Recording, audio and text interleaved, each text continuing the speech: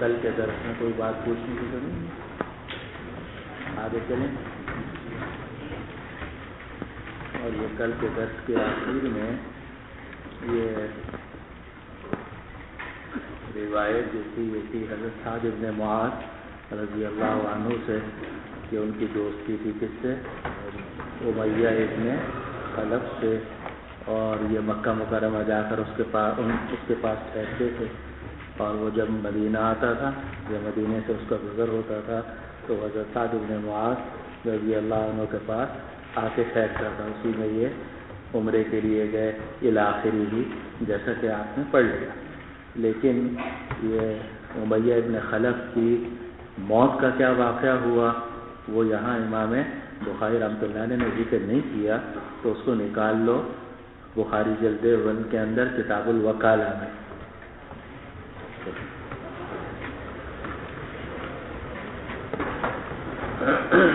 ایک مرتبہ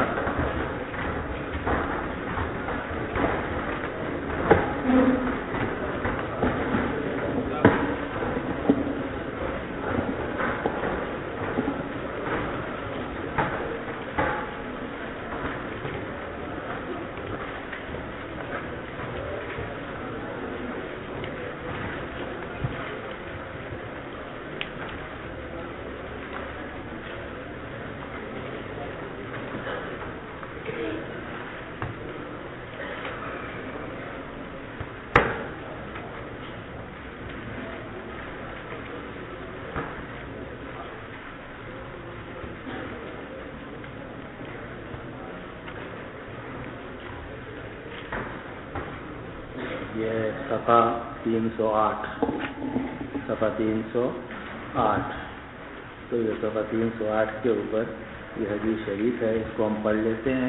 اور یہ باب قائم کیا امام بخاری رحمۃ اللہ علیہ نے کہ باب اذا وکل المسلم حربیا فی دار الحرب او فی دار الاسلام جازا، کہ اگر کوئی مسلمان کسی حربی کافر کو دار الحرب میں یا دار الاسلام میں اپنا وکیل بنائے، ایجنٹ بنائے، نمائندہ بنائے، تو اس کو ایجنٹ اور نمائندہ بنانا جائز ہے یا نہیں ہے۔ پتہ نہیں آپ لوگوں کا کیا مذہب ہے، لیکن تمام فقہاء اس بات پر متفق ہے کہ جائز ہے۔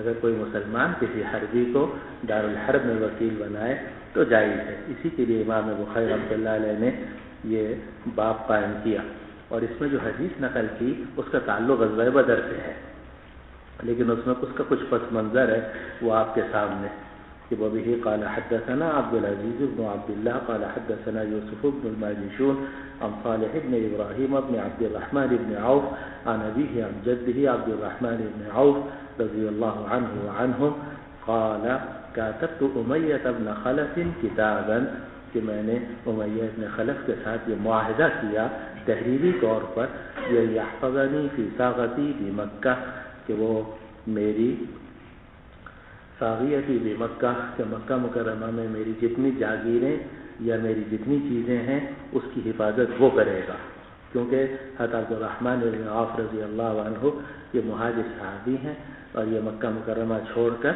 مدینہ منورہ آ گئے تھے، جیسے کہ کچھ آپ نے پڑھی لیا ہوگا، اور سعد بن ربیع رضی اللہ عنہ سے ان کی مواخات ہوئی تھی، اور وہ لمبا قصہ ہے، آگے نکلنا ذرا مشکل ہے۔ تو لیکن ان کی چیزیں کہاں تھیں؟ مکہ مکرمہ میں۔ تو انہوں نے امیہ بن خلف سے یہ معاہدہ کیا کہ وہ میری چیزوں کی حفاظت کرے گا مکہ میں، اور میں اس کی چیزوں کی حفاظت کروں گا مدینہ میں۔ تو ایک نے دوسرے کو وکیل بنایا، مسلمان نے کافر کو اور کافر نے مسلمان کو، جائز یا ناجائز؟ جائز ہے۔ فقہا کے ہاں تو بہرحال محدثین کے ہاں تو جائز ہی ہے۔ قال کاتبت امیہ، یہ سیاسی لوگوں کے ہاں پتہ نہیں جائز ہے یا نہیں، یہ تقریر کرنے والوں کے ہاں جائز ہے یا نہیں، اللہ اعلم۔ قال کاتبت امیہ بن خلف تو الی آخری فلما ذکرت الرحمن، اب یہ ایک پس منظر ہے اس کا، فلما ذکرت الرحمن کہ جب میں نے اس میں معاہدے کے اندر لکھا کہ میں عبد الرحمن ابن عوف جو ہوں وہ یہ معاہدہ کرتا ہوں امیہ ابن خلف کے ساتھ، تو اس کا پس منظر یہ ہے کہ یہ جو عبد الرحمن ابن عوف رضی اللہ عنہ تھے، ان کا شروع میں نام تھا عبد بن عمر، عبد بن عمر، تو پھر انہوں نے اپنا نام تبدیل کیا اور شریعت کے مطابق عبد بن عمرو کے بجائے عبد الرحمن ابن عبد بن عمرو تھا، تو انہوں نے عبد الرحمن اس کا نام رکھا، اپنا نام رکھا۔ تو روایات میں آتا ہے کہ جب امیہ ابن خلف سے ان کی دوستی تھی تو امیہ ابن خلف نے کہا کہ بھئی تم نے کیا نام رکھا ہے عبد الرحمن، یہ رحمان کسے کہتے ہیں؟ کیونکہ آپ کو پتہ ہے کہ یہ جو رحمان کا لفظ تھا یہ عرب کے اندر اللہ سبحانہ و تعالیٰ کے لیے استعمال نہیں ہوتا تھا، اور اسی کو قرآن حکیم نے ایک جگہ میں فرمایا کہ وَإِذَا قِيلَ لَهُمُ اسْجُدُوا لِلرَّحْمَنِ قَالُوا وَمَا الرَّحْمَنُ أَنَسْجُدُ لِمَا تَأْمُرُنَا وَزَادَهُمْ نُفُورًا۔ آپ سب کے اوپر اور میرے اوپر ایک سجدہ واجب ہو گیا ہے جی۔ تو وَإِذَا قِيلَ لَهُمُ اسْجُدُوا لِلرَّحْمَنِ قَالُوا وَمَا الرَّحْمَنُ أَنَسْجُدُ لِمَا تَأْمُرُنَا وَزَادَهُمْ نُفُورًا۔ معلوم ہوا کہ اس زمانے کے جو لوگ تھے وہ رحمان نہیں پہچانتے تھے، اسی لیے جب عبد الرحمن ابن عوف رضی اللہ عنہ نے اپنا نام رکھا تو عبد عمر سے بدل کر تو امیہ ابن خلف نے کہا کہ یہ رحمان کیا ہے؟ تو انہوں نے بتایا کہ رحمان کا مطلب اللہ۔ تو اس نے کہا ٹھیک ہے میں تمہیں عبد الالہ کہا کروں گا، عبد الرحمن تو نہیں کہوں گا لیکن تمہیں عبد الالہ کہوں گا۔ چنانچہ وہ یہ کرتا تھا، اور یہ بھی عبد الرحمن ابن عوف فرماتے ہیں کہ جب میری اس سے ملاقات ہوتی تھی تو وہ کہتا تھا کہ یا عبد عمر، تو میں چپ رہتا تھا، پھر وہ کہتا تھا یا عبد الالہ، تو پھر میں جواب دیتا تھا ہاں بتاؤ کیا بات ہے۔ تو اس طریقے سے سلسلہ چلتا رہا۔ تو جب یہ معاہدہ ہوا تو فلما ذکرت الرحمن، تو جب میں نے اس میں عبد الرحمن اپنا نام کے ساتھ رحمان ذکر کیا تو اس نے کہا لا عارف الرحمن، میں تو رحمان کو نہیں پہچانتا، کاتبنی باسمک الذی کان فی الجاہلیہ، تو تم میرے ساتھ معاہدہ کرو اپنے اس پرانے نام کے ساتھ جو دور جاہلیت میں تمہارا نام تھا۔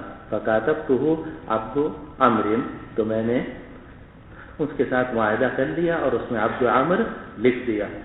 یہ روایت ہے، لیکن بعض دوسرے جو اس میں سیرت ابن ہشام وغیرہ میں یہ ہے کہ نہیں انہوں نے عبد عمر نہیں لکھا تھا بلکہ عبد الالہ لکھا تھا۔ بہرحال فلما كان يوم بدر، جب بدر والا دن ہوا، خرجت الى جبل، تو عبد الرحمن ابن عوف رضی اللہ عنہ فرماتے ہیں میں ایک پہاڑ کی طرف نکلا، لیحرسہ، تاکہ میں اس کی حفاظت کروں، حین نام الناس، جبکہ لوگ سو گئے تھے۔ اب یہاں بھی روایت مختصر ہے، اس کی مزید تفصیل یہ ہے کہ عبد الرحمن ابن عوف رضی اللہ عنہ فرماتے ہیں کہ میرے ہاتھ میں کچھ زریں تھیں، جنگ ختم ہو چکی تھی، غزوہ بدر میں جو جنگ تھی وہ ختم ہو چکی تھی، اور میں نے مشرکین مکہ کی کچھ زریں جمع کی تھی، وہ میں نے اٹھائی ہوئی تھیں، کافی بھاری تھیں، اور یہ مال غنیمت کا حصہ تھا۔ تو میں اس کو لیے جا رہا تھا تو میں نے دیکھا کہ امیہ ابن خلف اپنے بیٹے کے ساتھ کھڑا ہوا ہے۔ تو امیہ ابن خلف نے مجھے کہا یا عبد عمر، تو میں چپ رہا۔ تو پھر اس نے کہا یا عبد الالہ، تو پھر میں آگے بڑھا، میں نے کہا بھائی کیا بات ہے؟ کہا کہ تمہیں یہ زریں زیادہ پسند ہیں یا میں زیادہ پسند ہوں؟ اور کیا تم یہ پسند نہیں کرتے کہ تم مجھے اپنا قیدی بنا لو اور میرے بدلے میں تم پیسے لے لینا، اور تاکہ میری جان محفوظ ہو جائے؟ تو انہوں نے کہا ٹھیک ہے۔ چنانچہ انہوں نے اپنی زریں وہیں ڈال دیں اور کہا کہ کوئی اور اٹھا لے گا، اور امیہ ابن خلف اور اس کے بیٹے کا ہاتھ پکڑا اور ایک پہاڑ کی طرف لے جانے لگے تاکہ وہاں ان کو حفاظت سے بٹھا دیں اور بطور قیدی کے، کیونکہ آپ کو معلوم ہے کہ غزوہ بدر کے اندر بہت سارے قیدی بھی ہوئے تھے جن کے فدا کا وہ قصہ پیش آیا تھا جو تفسیر کے اندر آپ پڑھ کر آئے ہیں۔ تو انہوں نے امیہ ابن خلف اور اس کے بیٹے کا ہاتھ پکڑا تو ان کو قیدی بنایا اور قیدی بنا کر چل پڑے۔ تو کہتے ہیں کہ فلما كان يوم بدر خرجت الى جبل، تو میں پہاڑ کی طرف نکلا، لیحرزہ، تاکہ میں اس امیہ ابن خلف کو حرز میں کر دوں، محفوظ کر دوں، حین نام الناس، جبکہ لوگ سو رہے تھے، یعنی گویا رات کا وقت ہو چکا تھا۔ فابصرہ بلال، لیکن وہاں حضرت بلال رضی اللہ عنہ نے امیہ ابن خلف کو دیکھ لیا، اور آپ جانتے ہیں کہ یہ امیہ ابن خلف ہی تھا کہ جس نے حضرت بلال رضی اللہ عنہ پر طرح طرح کے ظلم کے گرم دوپہر میں ریت میں لٹا کر اور بڑا پتھر سینے پہ رکھ کر پھر وہ تکلیفیں پہنچاتا تھا۔ تو حضرت بلال رضی اللہ عنہ نے ساری زندگی اور یہ جو 13 سال تھے یہ سخت تکلیفوں میں گزارے تھے، اور امیہ ابن خلف نے ظلم کی انتہا کی تھی۔ تو حضرت بلال رضی اللہ عنہ نے جب دیکھا کہ یہ امیہ ابن خلف ہاتھ آ گیا ہے، نظر آ رہا ہے، تو انہوں نے جملہ کہا لا نجوت ان نجا امیہ، کہ اگر آج امیہ بچ گیا تو پھر میں نہیں بچوں گا۔ لا نجوت ان نجا امیہ، اگر امیہ بچ گیا تو پھر میں نہیں بچوں گا۔ فخرج، لیکن حضرت بلال تیزی سے دوڑے، حتی وقف علی مجلس الانصار، اور انصار کی مجلس پر جا کر کھڑے ہوئے اور کہا امیہ ابن خلف، کہ چلو امیہ ابن خلف کا سے بدلہ لو، لا نجوت ان نجا امیہ۔ فخرج معه فریق من الانصار فی آثارنا، اب انصار کی ایک جماعت بھی ان کے ہمارے نقش قدم پر نکلی۔ فلما خشیت ان یلحقونا، لیکن جب مجھے ڈر ہوا کہ وہ ہمیں پا لیں گے، سارے مسلمان ساتھی ہمیں پا لیں گے، خلفت لهم ابنہ، تو میں نے اس کے بیٹے کو ان کی طرف پیچھے کر دیا، لیشغلہم، تاکہ وہ بیٹے میں مشغول ہو جائیں تو کم از کم امیہ کی جان بچ جائے۔ فقتلوہ، تو انہوں نے اس بیٹے کو تو قتل کر دیا۔ ثم ابوا حتی یتبعونا، لیکن پھر انہوں نے انکار کیا کہ نہیں ہم تو تمہارے پیچھے بھی آئیں گے۔ وکان رجلا ثقیلا، اور یہ جو امیہ بن خلف تھا یہ بہت موٹا آدمی تھا، اسی لیے روایات میں آتا ہے کہ اس کی جو لاش ہے وہ کنویں میں نہیں ڈالی جا سکتی کیونکہ بہت پھول گئی تھی، اس کو ویسے ہی بہت موٹا تھا، اور جو موٹا آدمی ہے اس کی میت جلدی پھولتی ہے، تو یہ بہت موٹا تھا، اس لیے بھاگ نہیں سکتا تھا۔ فلما ادرکونا، تو جب انہوں نے ہمیں پکڑ لیا یعنی قریب پہنچ گیا، قلت له ابرک، تو میں نے کہا کہ تو بروک کر یعنی نیچے لیٹ جا۔ فبرک، تو وہ الٹا لیٹ گیا۔ فالقیت علیہ نفسی، تو میں نے اپنے آپ کو اس کے اوپر ڈال دیا، لیمنعہ، تاکہ میں اس کو بچا لوں۔ دو وجہ سے، ایک تو یہ کہ معاہدہ تھا کہ میں اس کی حفاظت کروں گا، وہ میری چیزوں کی حفاظت کرے گا، نمبر 1۔ نمبر 2 یہ کہ وہ قیدی تھا، اور آپ کو پتہ ہے کہ جب ایک مرتبہ کوئی مسلمان کسی کو قیدی بنا لے تو پھر اس کے بعد عدالت جو فیصلہ کرے یا آگے جو فیصلہ ہو سو ہو، لیکن قیدی کو آپ قتل نہیں کر سکتے اول واہلے میں۔ تو اس لیے حضرت عبد الرحمن ابن عوف رضی اللہ عنہ نے اپنے پرانے معاہدے اور اس کے قیدی ہونے کی بنا پر اس کو بچانے کی پوری کوشش کی۔ فالقیت علیہ نفسی، تو میں نے اس کے اوپر اپنے آپ کو ڈال دیا، لأمنعہ، تاکہ میں اس کو بچا لوں۔ فتخللوہ بالسیوف من تحت، لیکن میں اوپر تھا وہ نیچے تھا، وہ موٹا تھا، تو نیچے سے انہوں لوگوں نے تلواریں ماری۔ حضرت بلال رضی اللہ عنہ بھی تھے اور یہ دوسرے انصار صحابہ بھی تھے، حتی قتلوہ، یہاں تک کہ انہوں نے اس کو قتل کر دیا۔ وَأَصَابَ أَحَدُهُمْ رِجْلِي بِسَيْفِهِ، اور ان میں سے ایک آدمی نے اپنی تلوار سے میرے پاؤں کو بھی مارا، یعنی ظاہر ہے اس کو مار رہے تھے تو اسی میں وہ ان کی تلوار میرے پاؤں پر لگی۔ وکان عبد الرحمن ابن عوف رضی اللہ عنہ یرینا ذلک الاثر فی ظہر قدمه، اور حضرت عبد الرحمن ابن عوف ہمیں وہ نشان دکھاتے تھے کہ دیکھو یہ اس زمانے کا نشان ہے، اور میرا پاؤں شدید زخمی ہو گیا تھا، اس کو بچانے کے لیے اور تلوار میرے پاؤں پر پڑی۔ یہ ہے وہ قصہ کہ جو امام بخاری رحمۃ اللہ علیہ نے یہاں کتاب الوکالہ کے اندر ذکر کیا، اور اس سے آپ کو یہ بھی اندازہ ہو رہا ہے کہ بسا اوقات حدیث جو ہے وہ بالکل غیر مضان میں آتی ہے۔ اب کہاں کتاب البیوع اور کتاب الوکالہ، اور کہاں باب و قصۃ غزوۃ بدر، لیکن اگر آپ اس کو مکمل کرنا چاہیں تو آپ کو کتاب الوکالہ میں جانا پڑے گا، وہاں یہ ساری حدیث آپ پڑھیں گے تو صحیح صورتحال آپ کے سامنے آئے۔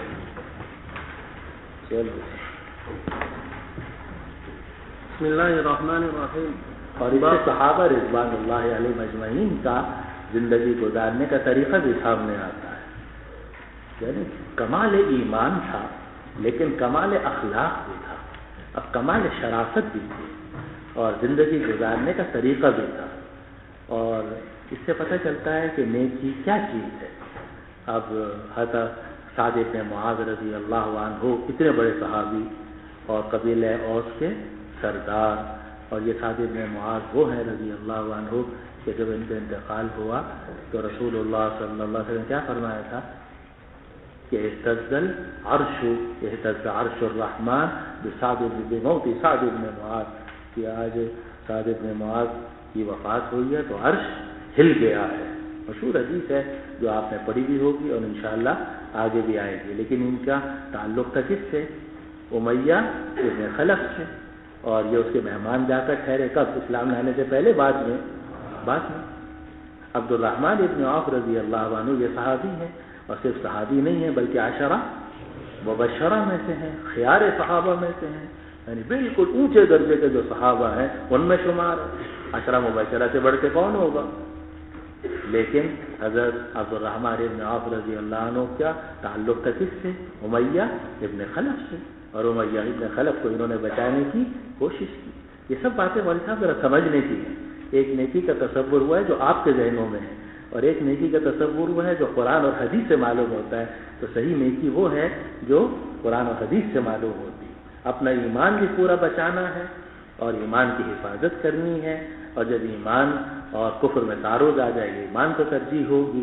لیکن اس کے باوجود زندگی گزارنے کے کچھ طریقے ہوتے ہیں، ڈھب ہوتے ہیں. اس میں فاسقوں کے ساتھ بھی گزارا کرنا پڑتا ہے، کافروں کے ساتھ بھی گزارا کرنا پڑتا ہے، ذمیوں کے ساتھ بھی گزارا کرنا پڑتا ہے، حربیوں کے ساتھ بھی معاملہ کرنا پڑتا ہے. اور حدود شریعت کا اگر آدمی خیال رکھے تو یہ سب معاملات جائز ہوتے ہیں اپنے اپنے جگہ. چلو جی.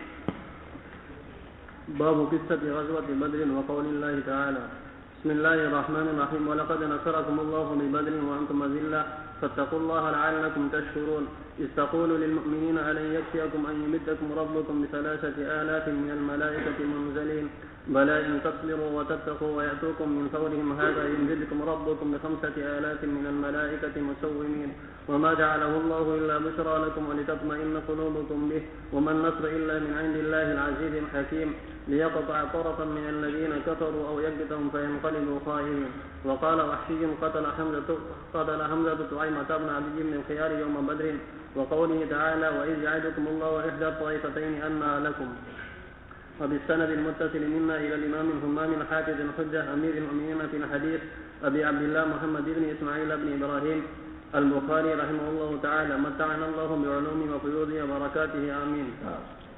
قال حدثني يحيى بن بكير قال حدثنا ليس عن عقيل عن ابن شهاب عن عبد الرحمن بن عبد الله بن كعب أن عبد الله بن كعب قال سمعت كعب بن مالك رضي الله تعالى عنه وعنهم يقول لما تخلف عن رسول الله صلى الله عليه وسلم في غزوة غزاها إلا في غزوة تبوك غير أني تخلفت في غزوة بدر ولم يعاتب أحد تخلف عنها إنما خرج رسول الله صلى الله عليه وسلم يريد غير قريش حتى جمع الله بينهم وبين عدوهم على غير ميعاد. اب یہ باب قائم کیا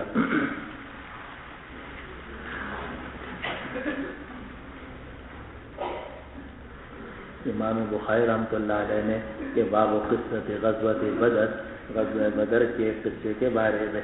اور یہ امام بخاری رحمۃ اللہ علیہ کا طریقہ ہے کہ وہ قرآن اور حدیث کو ساتھ ساتھ لے کر چلتے ہیں. قرآن حکیم کی آیت اکثر ذکر فرماتے ہیں ترجمۃ الباب کے اندر، اور پھر اس سے متعلق جو حدیث ہوتی ہے وہ ذکر کرتے ہیں. یہ امام بخاری رحمۃ اللہ علیہ کا جمع بین القرآن والحدیث، کیونکہ قرآن متن ہے اور حدیث اس کی شرح ہے.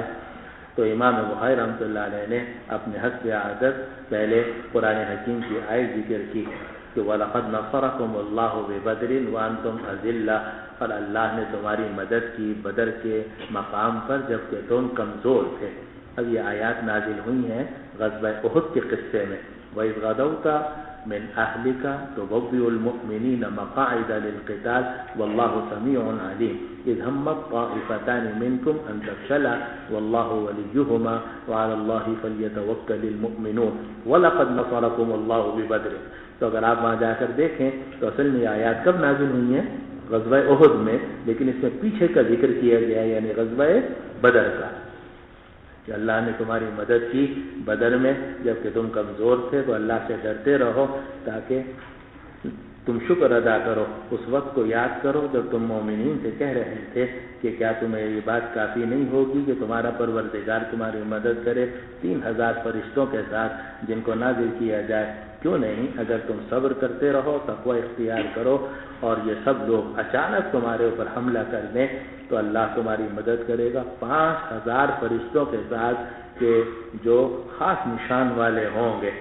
لیکن اللہ سبحانہ و تعالیٰ نے یہ امداد جو کی یہ صرف بشارت تھی اور اس لیے تھی تاکہ تمہارے دل مطمئن ہو جائیں. باقی مدد تو اللہ سبحانہ و تعالیٰ کی طرف سے ہے جو غالب ہے اور حکمت والا ہے، تاکہ اللہ ان کافروں کی ایک جماعت کو ختم کر دے یا ان کو ذلیل کرے اور وہ ناکام ہو کر واپس جائیں.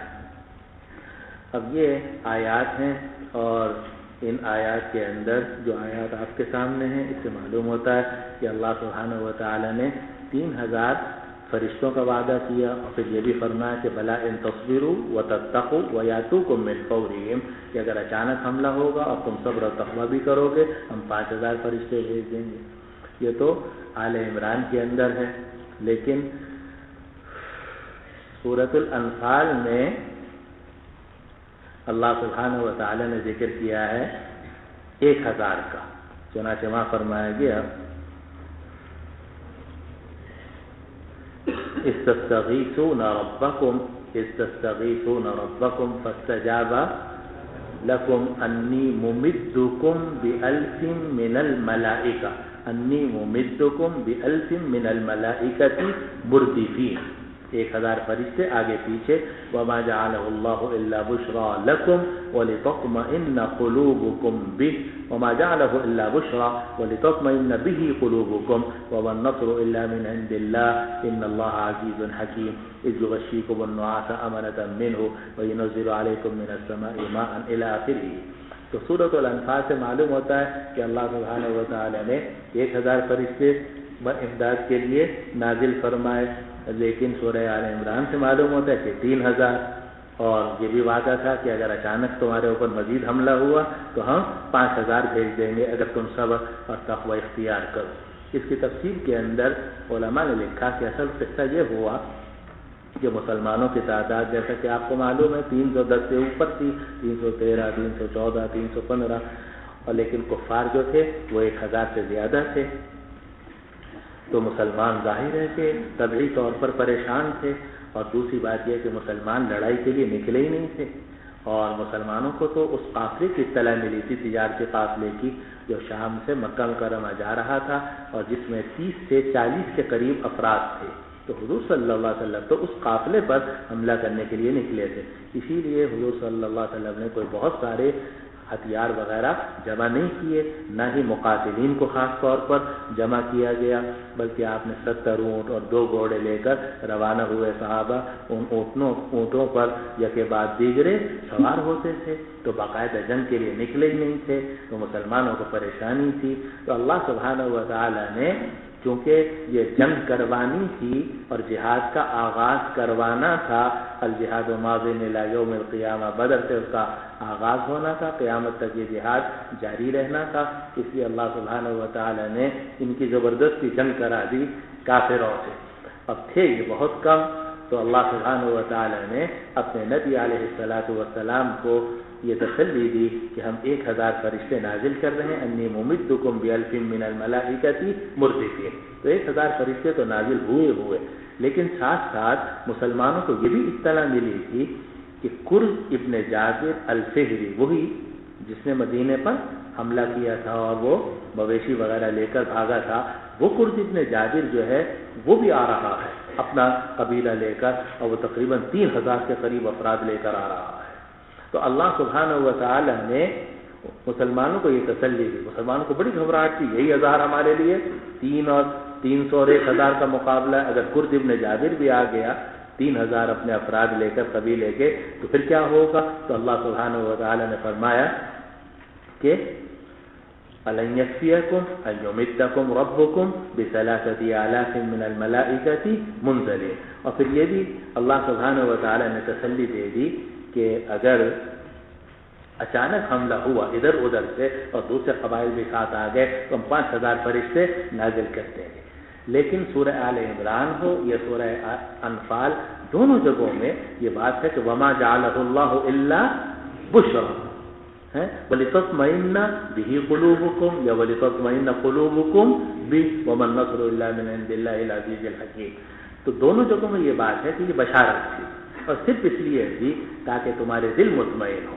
اسی لیے مفسرین فرماتے ہیں کہ اللہ سبحانہ و تعالی نے جو فرشتوں کو بھیجا ان کا اصل مقصد جو تھا وہ جنگ کرنا نہیں تھا، بلکہ ان کا اصل مقصد مسلمانوں کو تسلی دینا تھا اور مسلمانوں کے دلوں کو جمانا تھا۔ اس لیے کہ جب رحمت کے فرشتے نازل ہوتے ہیں تو دلوں پر ایک سکینت طاری ہوتی ہے، جیسا کہ آپ نے لیلۃ القدر کی روایات کے اندر پڑھا ہوگا کہ جب جبریل علیہ السلام آتے ہیں فی کبکبۃ من الملائکہ، تو جہاں سے گزرتے ہیں تو اس پر ایک عجیب کیفیت سکینت کی طاری ہوتی ہے۔ تو یہ جو فرشتوں کا اصل میں نزول تھا تو وہ تو صرف اس لیے تھا وَلِتَطْمَئِنَّ بِهِ قُلُوبُكُمْ، اسی لیے جب فرشتوں کو بھیجا گیا تو یہ کہا گیا، اللہ سبحانہ و تعالی نے فرمایا کہ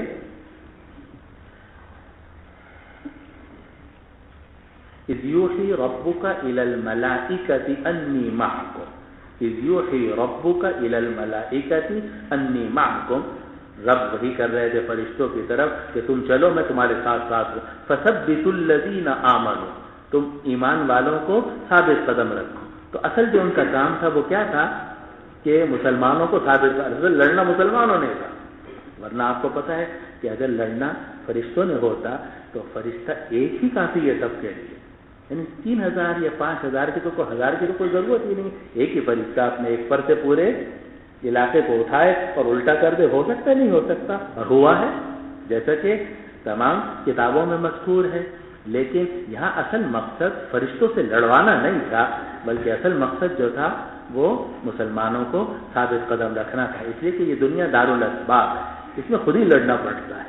فرشتے آتے تو ہیں، فضائے بدر پیدا کر فرشتے تیری نصرت کو، اتر سکتے ہیں گردوں سے قطار اندر قطار اب بھی، لیکن لڑنا آپ ہی کو پڑے گا مولوی صاحب، بلکہ فرشتوں کو تو لڑنا آتا ہی نہیں، فرشتوں کو تو لڑنا آتا ہی نہیں ہے، اسی لیے کچھ فرشتوں کو کہا گیا کہ تم لڑنا ہے جی، لیکن ان بیچاروں کو لڑنا نہیں آتا تھا، تو اس لیے اللہ سبحانہ و تعالی نے ان کو لڑائی سکھائی کہ دیکھو مارنا کہاں ہے۔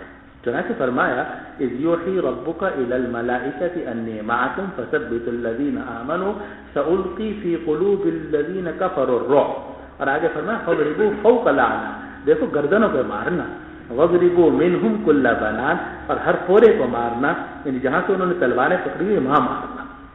یہ ان بیچاروں کو مارنا نہیں آتا، حقیقت ہے، مفسرین نے لکھا ہے کہ مارنا نہیں آتا تھا کیونکہ لڑنے کے عادی نہیں ہیں فرشتے، تو وہ تو صرف ذکر، رکوع، سجود اور یہ کا عبادت کرتے رہتے ہیں، تو اس لیے ان کو سکھایا گیا کہ تم فَاضْرِبُوا فَوْقَ الْأَعْنَاقِ وَاضْرِبُوا مِنْهُمْ كُلَّ بَنَانٍ، مارنا سکھایا گیا۔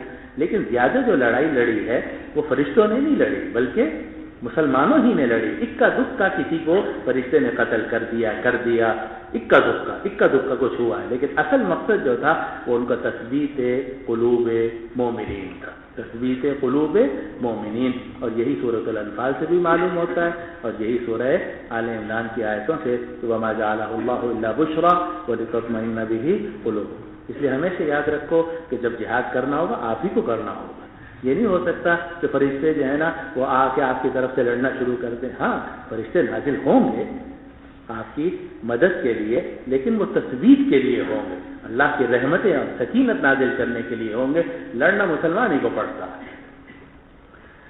سمجھ رہے ہیں بات کو؟ تو یہ آیات امام بخاری رحمۃ اللہ علیہ نے ذکر کی۔ پھر اس کے بعد وحشی ابن حرب رضی اللہ عنہ کا قول نقل کیا کہ حضرت حمزہ رضی اللہ عنہ نے طعیمہ ابن عدی ابن الخیار کو بدر والے دن قتل کیا تھا۔ بین السطور میں لکھا ہوا ہے کہ یہ اصل میں طعیمہ ابن عدی ابن نوفل ہیں، اور اس میں راوی کو وہم ہوا ہے کہ انہوں نے طعیمہ ابن عدی ابن الخیار کہہ دیا، لیکن حقیقت میں یہ طعیمہ ابن عدی ابن نوفل ہے۔ اب یہ کیا قصہ ہے؟ یہ اصل میں قصہ یہ ہے کہ غزوہ بدر کے اندر حضرت حمزہ رضی اللہ عنہ نے طعیمہ ابن عدی ابن نوفل کو قتل کیا تھا اس جنگ میں، تو ان کے جو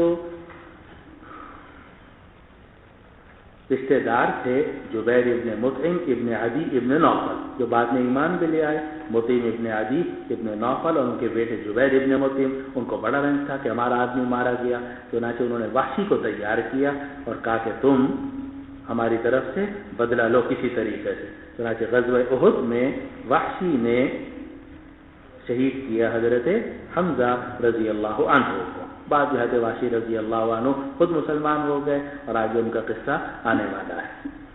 تو کہا جا رہا وقال وحشی، اور وحشی ابن حرب نے یہ بات فرمائی کہ حضرت حمزہ رضی اللہ عنہ نے طعیمہ ابن عدی ابن نوفل کو بدر والے دن قتل کیا تھا، اور یہ باب ہے اللہ سبحانہ و تعالیٰ کے ارشاد کے بارے میں وَإِذْ يَعِدُكُمُ اللَّهُ إِحْدَى الطَّائِفَتَيْنِ أَنَّهَا لَكُمْ۔ اب امام بخاری رحمۃ اللہ علیہ اتنا لمبا ترجمہ الباب قائم کیا، اس میں پہلے سورہ آل عمران کی آیت ذکر کی، پھر وحشی کا قول ذکر کیا، اور پھر اس کے بعد سورۃ الانفال کی آیات کی طرف اشارہ کر دیا کہ وہاں بھی وہ سارا قصہ اور ساری آیات تم دیکھ لو۔ پھر روایت نقل کی، اور یہ جو روایت آپ کے سامنے ہے یہ بڑی مشہور حدیث ہے، اس کو کہا جاتا ہے حدیث کعب ابن مالک، اور یہ وعلی الثلاثة الذین خلفوا کے قصے میں ہے، اور یہ پوری حدیث انشاءاللہ تعالی آگے غزوہ تبوک کے اندر آنے والی ہے۔ لیکن امام بخاری رحمۃ اللہ علیہ کی عادت یہ ہے کہ اگر کوئی لمبی حدیث ہوتی ہے اور اس کا کچھ ٹکڑا ہوتا ہے وہ کسی بھی باب کے ساتھ مطابقت رکھتا ہے تو اس ٹکڑے کو وہاں اس باب کے اندر ذکر فرما دیتے ہیں۔ تو حضرت کعب ابن مالک رضی اللہ عنہ کی اس لمبی حدیث کا جو شروع کا ٹکڑا تھا وہ امام بخاری رحمۃ اللہ علیہ نے یہاں ذکر کیا۔ وہ کس طریقے سے؟ تو وہ بھی قال حدثني يحيى بن بكير قال حدثنا الليث عن عقيل عن ابن شهاب عن عبد الرحمن بن عبد الله بن كعب ان عبد الله بن كعب قال سمعت كعب بن مالك رضي الله عنه وعنهم يقول لم اتخلف عن رسول اللہ صلی اللہ علیہ وسلم فی غزوۃ غزاها الا فی غزوۃ تبوک، کہ میں حضور صلی اللہ علیہ وسلم سے کسی بھی جہاد میں پیچھے نہیں رہا جو جہاد آپ نے کیا ہو، الا فی غزوۃ تبوک، مگر غزوہ تبوک میں سے پیچھے رہ گیا۔ اور غزوہ تبوک میں جب یہ اور مرارہ ابن الربیع اور ہلال ابن امیہ یہ تین صحابی رضوان اللہ علیہ اجمعین پیچھے رہ گئے تو وہ قصہ ہوا، یہ لمبا قصہ ہے، آپ نے تفسیر میں بھی پڑھا اور آگے بھی۔ اور یہ تو آپ کو معلوم ہی ہوگا کہ اگر ان تین حضرات کے آپ نام یاد رکھنا چاہیں تو مکہ یاد رکھ لو، مکہ۔ تو مکہ میں میم سے مراد مرارہ ابن الربیع، کعب سے مراد کعب ابن مالک، اور ہا سے مراد ہلال ابن امیہ۔ مرارہ ابن الربیع، کعب ابن مالک، ہلال ابن امیہ، مکہ۔ تو فرماتے ہیں کعب ابن مالک کہ میں کسی بھی جہاد میں پیچھے نہیں رہا مگر صرف غزوہ تبوک میں پیچھے رہا، علاوہ اس کے بعد یہ ہے کہ میں غزوہ بدر میں بھی شریک نہیں ہوا۔ صاف فرماتا ہے کہ میں غزوہ بدر میں بھی شریک نہیں ہوا، لیکن فرمایا وَلَمْ يُعَاتَبْ أَحَدٌ تَخَلَّفَ عَنْهَا، لیکن کوئی آدمی بھی جو اس جہاد سے پیچھے رہا ہو اس پر کوئی عتاب نہیں کیا گیا۔ غزوہ بدر میں جو صحابہ شریک نہیں ہو سکے ان پر کوئی عتاب نہیں ہوا۔ کیوں عتاب نہیں ہوا؟ اس لیے کہ حضور صلی اللہ علیہ وسلم اصل میں جہاد کے لیے تشریف ہی نہیں لے گئے تھے، لڑائی کے لیے آپ گئے ہی نہیں تھے۔ وَلَمْ يُعَاتَبْ أَحَدٌ، اور کسی بھی شخص پر عتاب نہیں ہوا تخلف عنہا جو اس جہاد سے پیچھے رہا ہو، یعنی بدر سے، غزوہ بدر سے پیچھے رہا ہو۔ انما خرج رسول اللہ صلی اللہ علیہ وسلم یرید عیر قریش، اور حضور صلی اللہ علیہ وسلم نکلے تھے قریش کے لشکر کو لینے کے لیے، عیر قریش۔ یہاں یہ بات ذہن میں رکھیے کہ دو لفظ آتے ہیں، ایک عیر کا اور ایک نفیر کا، عیر قریش، نفیر قریش۔ تو جب تجارتی قافلے کی بات ہوتی ہے تو اس کو کہا جاتا ہے عیر، اور جب اس لشکر کی بات ہوتی ہے جو قریش نے حضور صلی اللہ علیہ وسلم کے مقابلے کے لیے نکالا تھا اسے کہا جاتا ہے نفیر۔ اذ یعدکم اللہ احدی الطائفتین، تو طائفتین میں ایک طائفہ عیر کا ہے جو شام سے تجارتی سامان لے کر آ رہا تھا، اور دوسرا نفیر کا ہے جو مکہ مکرمہ سے مقابلے کے لیے نکلا تھا۔ تو حضور صلی اللہ علیہ وسلم تو قریش کے قافلے کے ارادے سے نکلے تھے، یہاں تک کہ اللہ تعالیٰ نے ان کو اور ان کے دشمنوں کو جمع کر دیا علی غیر میعاد، بغیر کسی پہلے سے طے شدہ پروگرام کے۔ میعاد بغیر کسی وعدے کے، اور آج کل کی زبان میں بغیر کسی طے شدہ پروگرام کے، کوئی پہلے سے طے شدہ نہیں تھا کہ ہم لڑائی لڑیں گے، لیکن بغیر طے شدہ۔ اور یہ بات اللہ سبحانہ و تعالی نے 10ویں پارے میں بھی ذکر کی ہے۔ اعوذ باللہ من الشیطان الرجیم واعلموا انما غنمتم من شیء فان للہ خمسہ وللرسول ولذی القربى والیتامى والمساکین وابن السبیل ان کنتم آمنتم باللہ وما انزلنا علی عبدنا یوم الفرقان غزوہ بدر کو کیا کہتے ہیں؟ یوم الفرقان، حق علیحدہ ہو گیا، باطل علیحدہ ہو گیا. یوم الفرقان یوم التقى الجمعان واللہ علی کل شیء قدیر اذ انتم بالعدوة الدنیا وهم بالعدوة القصوى والركب اسفل منكم ولو تواعدتم لاختلفتم في الميعاد. ولو تواعدتم، اگر تم آپس میں کوئی وعدہ وعید کرتے کہ چلو بھائی فلاں وقت میں جل کے لڑیں گے، تم بھی آؤ ہم بھی آتے ہیں، ولو تواعدتم لاختلفتم في الميعاد، تو اس وعدے کے اندر تم میں بڑا اختلاف ہوتا اور تم ایک مقام پر ایک دن میں جمع نہ ہو سکتے. ولیکن لیقضی اللہ امرا کان مفعولا، لیکن اللہ تعالیٰ تو چاہتا تھا کہ کر گزرے وہ کام جو ہو کے رہنے والا ہے. اللہ چاہتا تھا کہ کر گزرے وہ کام جو کہ ہو کے رہنے والا ہے. لیہلک من ہلک عن بینہ ویحیی من حی عن بینہ وان اللہ لسمیع علیم اذ یریکہم اللہ فی منامک قلیلا ولو اراکہم کثیرا لفشلتم ولتنازعتم فی الامر ولکن اللہ سلم انہ علیم بذات الصدور. تو اسی کو جو قرآن مجید میں آیا کہ وَلَوْ تَوَاعَدْتُمْ لَاخْتَلَفْتُمْ فِي الْمِيعَادِ، اسی کی تفسیر یہ آ گئی. دیکھو یہ سب تفسیر ہے قرآن مجید کی. تو اسی کو کعب ابن مالک نے فرمایا کہ حتیٰ جمع اللہ بینہم وبین عدوہم علی غیر میعاد، یہاں تک کہ اللہ تعالیٰ نے ان کو اور ان کے دشمنوں کو بغیر کسی میعاد کے جمع کر دیا. چلو جی، اور دیکھو اس بات آپ کے حاشیے میں لکھی ہوئی ہے، اس سے اندازہ کرو کہ قولہ عیر بالکسر القافلہ قالت التوشی کانت الف بعیر، کہ یہ جو تجارتی قافلہ تھا جو شام سے مکہ مکرمہ جا رہا تھا، اس کے اندر 1000 کے قریب اونٹ تھے اور اس میں جو سامان تھا وہ 50,000 دینار کا تھا، اور کہا جاتا ہے کہ اس کے ساتھ 30 یا 40 افراد تھے. اور وہ بھی ظاہر ہے کہ لڑائی کے لیے تو نہیں تھے، وہ صرف حفاظت کے لیے تھے، گارڈ کہہ لو. تو یہ 30-40 افراد تھے اور 1000 کے قریب اونٹ تھے اور سامان جو تھا وہ 50,000 دینار. اب 50,000 دینار کا اگر آپ مالیت کا کچھ اندازہ کرنا چاہو تو اس سے اندازہ کر لو کہ ایک دینار جو ہے وہ تقریباً 1 تولے کا 1/3 ہوتا ہے، کیونکہ 1 تولے کے اندر 12 ماشے ہوتے ہیں اور ایک دینار جو ہوتا ہے وہ 4.5 ماشے کا ہوتا ہے. جیسا کہ آپ نے پڑھا ہوگا یا سنا ہوگا، تو ایک دینار ہوتا ہے کس کا؟ 4.5 ماشے کا. تو اگر 1 تولے کے اندر 12 ماشے ہوں، فرض کیجئے کہ 1 تولے کے اندر 12 ماشے ہوں اور ایک دینار ہوا 4.5 ماشے کا، تو گویا کہ 1 تولے کا 1/3 ہی لگا لو، حالانکہ 1/3 سے کچھ زیادہ. اب فرض کر لیجئے کہ آج کل سونا کتنا ہے؟ 12,000 روپے تولہ ہے جی. تو اگر آپ اس کا 1/3 لگا تو کتنا ہوا؟ 4,000. اس 4,000 کو اگر آپ 50,000 سے ضرب دو تو تقریباً 20 کروڑ روپیہ، میں نے رات کیلکولیٹر سے دیکھا تو 20 کروڑ روپیہ تو یہ جناب نقد بنتا ہے.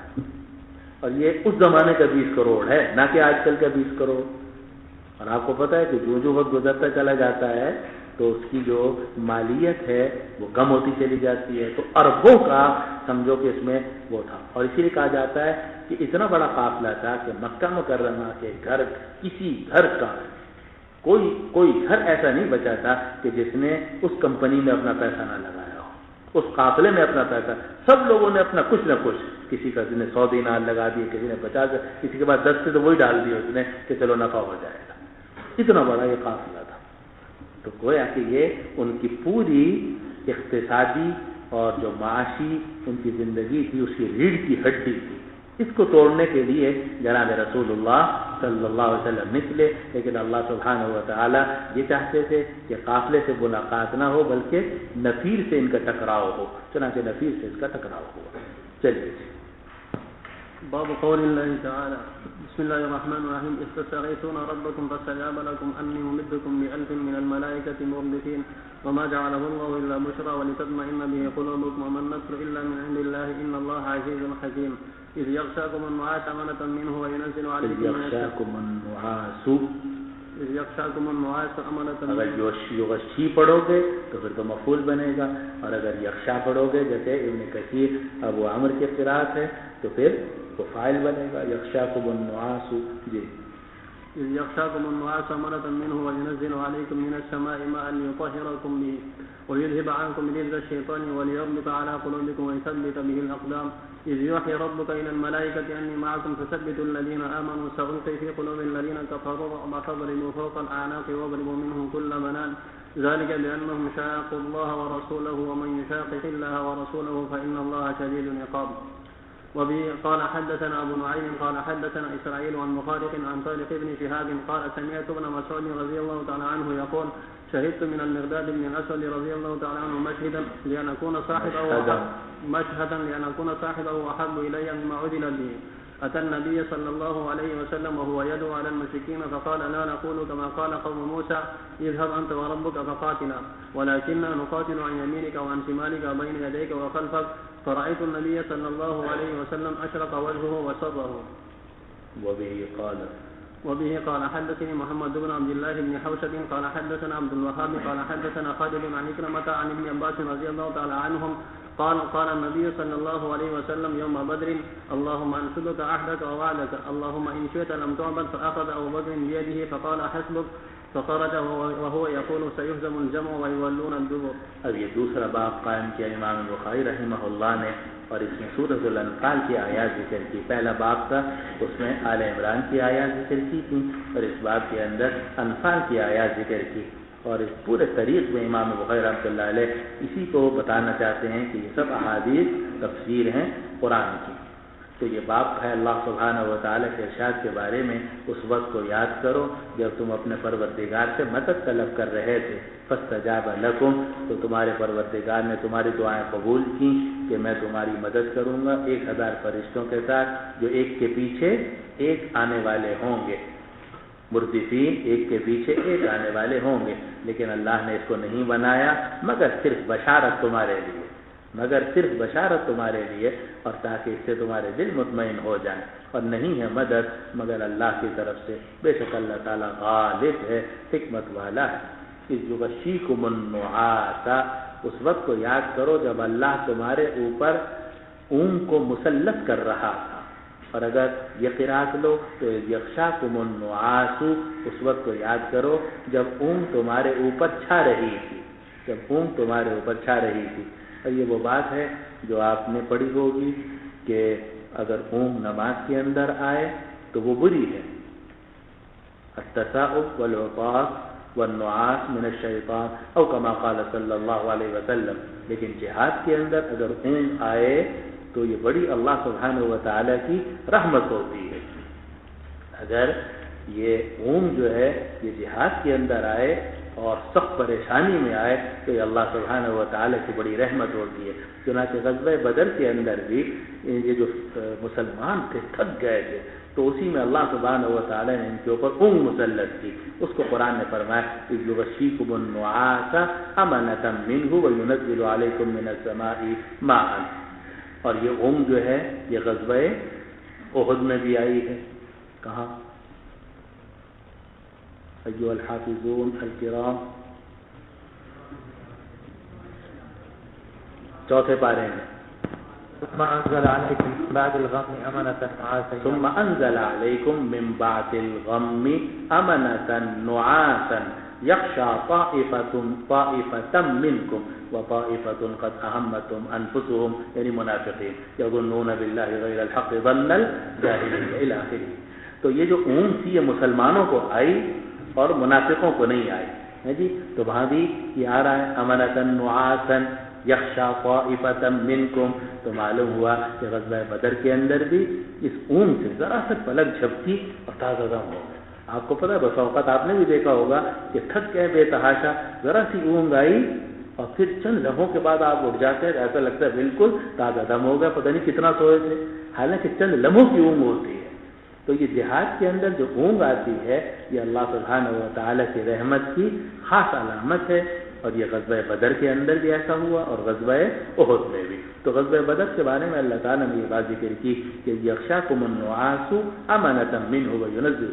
اور اسی بھی معلوم ہوا کہ ہو سکتا ہے کہ ایک چیز ایک جگہ اچھی ہو دوسری جگہ بری ہو. تو یہ تو آپ سمجھتے ہو کہ ہر چیز اچھی ہوتی ہے تو ہر جگہ اچھی ہوتی ہے یا بری ہوتی ہے تو ہر جگہ بری ہوتی ہے. یہ آپ لوگوں کے دماغ کی خرابی کی بات ہے. وہ ایک چیز ایک جگہ اچھی ہوتی ہے وہی چیز دوسری جگہ جا کر خراب ہو جاتی ہے. تو اذ یغشاکم النعاس امنۃ منہ، اس وقت کو یاد کرو جب اونگ جو ہے تمہارے اوپر چھا رہی تھی، اور یہ امن تھا، امن تھا اللہ سبحانہ و تعالیٰ کی طرف سے، اور اللہ تمہارے اوپر آسمان سے بارش برسا رہا تھا تاکہ تمہیں اس سے پاک کر دے اور شیطان کی گندگی کو دور کر دے، اور تاکہ تمہارے دلوں کو جما دے اور قدموں کو ثابت قدم رکھے۔ اب یہ بارش کا وہ پڑھا ہی ہوگا آپ نے غزوہ بدر کے اندر کہ حضور صلی اللہ علیہ وسلم جس جگہ پر اترے وہ نشیبی جگہ تھی، مدینے کی طرف نشیبی جگہ تھی، اور کافر جو تھے وہ دوسری طرف سے اذ انتم بالعدوۃ الدنیا وهم بالعدوۃ القصویٰ، بیچ میں بڑا میدان تھا بدر کا، اور والركب اسفل منکم، اور وہ جو سوار تھے یعنی قافلہ جو تھا وہ ادھر نیچے کہیں چلا جا رہا تھا، یہ اونچائی پر ہے بدر، اللہ تعالیٰ آپ کو موقع دے حاضری کا، تو یہ ذرا بلند جگہ پر ہے، تو حضور صلی اللہ علیہ وسلم جو تھے وہ مدینے کی طرف جو جگہ ہے نشیبی ادھر تھے، اور وہاں ریت تھی اور وہاں چلنا پھرنا مشکل ہو رہا تھا، تو رات کو اللہ سبحانہ و تعالیٰ نے بارش برسائی تو اس سے وہ ریت بھی جم گئی، چلنا پھرنا آسان ہو گیا، اور پانی مسلمانوں کے پاس نہیں تھا اور انہوں نے پانی پر قبضہ کیا ہوا تھا، تو پانی میں اللہ تعالیٰ نے مسلمانوں کو میٹھا پانی عطا فرما دیا۔ اس کو قرآن نے فرمایا کہ ماء ينزل عليكم من السماء ماء اذ يوحي ربك الى الملائكة اني معكم فثبتوا الذين آمنوا سألقي في قلوب الذين كفروا الرعب فاضربوا فوق الأعناق واضربوا منهم كل بنان ذلك بأنهم شاقوا الله ورسوله ومن يشاقق الله ورسوله فإن الله شديد العقاب۔ یہاں آپ یہ بات سمجھیے، یہ جو آ رہا ہے نا والركب اسفل منكم، اس کی تفسیر میں یہ بات آئی ہے کہ قرآن یہ کہہ رہا ہے کہ انتم بالعدوۃ الدنیا، کہ تم قریبی جگہ کی طرف تھے، قریبی گھاٹی کی طرف تھے، یعنی وہ جگہ جو مدینے کی طرف ہے، وہم بالعدوۃ القصویٰ، اور وہ دوسرے کنارے پر تھے، عدوہ گھاٹی کو کنارے کو کہتے ہیں، تو میدان کے اس کنارے پر یہ تھے، اس کنارے پر وہ تھے، والركب اسفل منکم، اور جو تجارتی قافلہ تھا وہ نیچے سے چلا جا رہا تھا۔ اور اس کا قصہ یہ ہوا کہ حضور صلی اللہ علیہ وسلم جب مدینہ منورہ سے نکلے تو جیسا کہ طریقہ ہوتا ہے آپ نے کچھ لوگوں کو آگے بھیجا کہ دیکھ کر آؤ کہ کیا حالات ہے۔ ادھر سے ابو سفیان جو تھے وہ تجارت قافلہ لے کر آ رہے تھے 30-40 افراد کے ساتھ، 1000 اونٹوں کے ساتھ، تو وہ بھی اپنے دیکھنے میں تھے کہ محمد صلی اللہ علیہ وسلم جو ہے کہ اپنے ساتھیوں کو لے کر باہر تو نہیں نکلے ہوئے، خبریں ان کو بھی مل رہی تھیں، تو حضور صلی اللہ علیہ وسلم نے 2 صحابہ کو بھیجا، ان میں سے ایک کا نام بسبس ابن عامر تھا اور ایک دوسرے صحابی، ان کو آپ نے بھیجا کہ تم جاؤ دیکھو کیا حال ہے۔ تو یہ بدر میں پہنچے 1-2 دن پہلے، تو وہاں 2 عورتیں آپس میں جھگڑا کر رہی تھیں اور کہہ رہی تھی بھائی تم نے میرے پیسے اب تک نہیں دیے، تو اس نے دوسری عورت کہنے لگی کہ تم فکر نہ کرو، قافلہ آنے والا ہے، 1-2 دن میں قافلہ پہنچ جائے گا تو میں تمہارا قرضہ ادا کر دوں گی، ہم چیزیں ان کو بیچیں گے، بیچنے کے بعد جو فائدہ ہوگا ہمیں چیزیں پیسے مل جائیں گے، میں سارا تمہیں ادا کر دوں۔ تو ان دونوں صحابہ نے غور سے یہ بات سنی، تو ان کو اندازہ ہو گیا کہ تجارتی قافلہ یہاں 1-2 دن کے بعد پہنچنے والا ہے۔ وہاں ایک آدمی بیٹھا ہوا تھا مجدی ابن عامر، یہ کیا نام تھا، تو وہ بھی وہاں بیٹھا ہوا تھا، اس نے سب سنا۔ اب یہ دونوں آدمی گئے، دونوں صحابہ گئے، ادھر سے ابو سفیان آئے ہیں جی، وہ خود آئے دیکھنے کے لیے کہ آگے کیا حالات ہے، قافلہ بہت پیچھے تھا، 2 دن پیچھے، لیکن وہ 2 دن آگے کی مسافت طے کر کے یہاں پہنچے کہ کیا حالات ہے دیکھیں۔ تو انہوں نے اس مجلس سے پوچھا کہ یہاں کچھ لوگ تو نہیں آئے؟ کہا نہیں، 2 آدمی آئے تھے اور انہوں نے بس یہاں پانی بھرا تھا اور پانی بھر کے کچھ دیر بیٹھے، باتیں کی پھر چلے گئے۔